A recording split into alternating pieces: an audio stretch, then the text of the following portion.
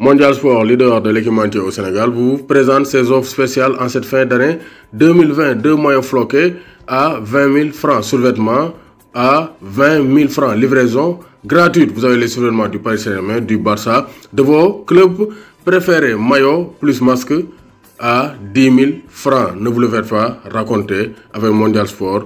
Équipez-vous en toute sportivité. Contactez le 77 059 99 84. Bonjour à tous, bonsoir à toutes et à tous, bonsoir à tous les suiveurs et à tous les inconditionnels de Grégoire Omnisport doomu Gaynde Njaay warul tiit warul ragal maa leen di béggee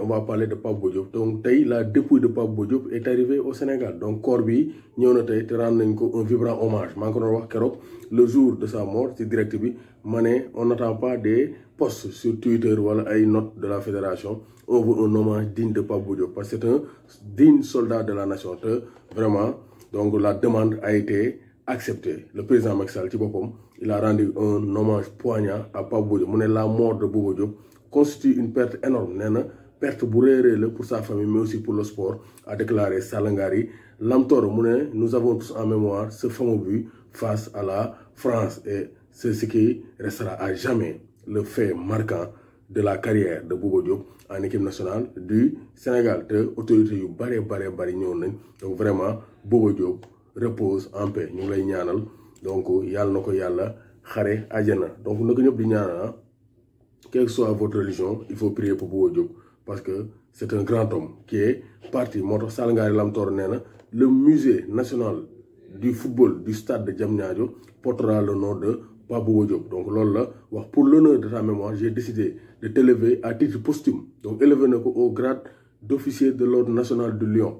Donc vraiment Macky Sall li mu waroon def na ko donc da ko élevé au grade d'officier de l'ordre national du Lion comme étant un soldat donc bi nga xam ne dafa bàyyi bakkanam ci xare donc grade boobu la ko jox te nee na je vais aussi offrir ton nom au musée du football qui sera érigé au stade du Sénégal à Diamniadio. Stade bi actuellement c'est en pleine donc muy chantier donc vraiment loolu aussi ñu ngi koy rafetlu président Macky Sall vraiment li mu def rafet na pour Pape Bouba Diop. El Hadji Diouf moom wax na ko moom aussi wax na c'est le porte-parole de la génération 2002 nee na il faut gagner la CAN pour Pape Bouba Diop. Nee na Bouba Diop marqué na époque am il a accompli fidèlement sa mission sur terre. Aujourd'hui nous la génération 2002 et celles qui ont suivi saluons la mémoire d'un vrai lion. Donc vraiment nee na Bouba Diop mérite à tous les égards de notre nation, de ses dirigeants. Il mérite le repos du guerrier, mais il mérite surtout de ne pas être oublié. No Bouba Diop kenn du ko fàtte parce que li mu def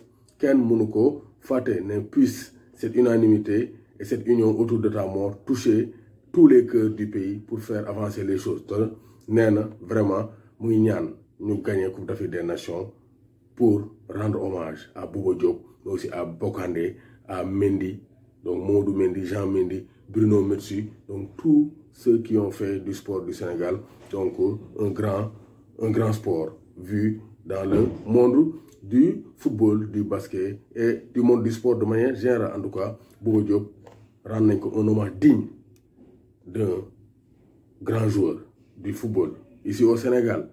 Repose en paix, yàlla na ko yàlla yërëm xare ko aljana. Merci beaucoup à tous ceux qui étaient présents à la levée du corps, à tous ceux qui étaient présents au discours, ñëpp ñu koy ñaanal ñëpp ñuy seen xel nekk ci Bouba Diop maa ngi leen di wax jaajëf.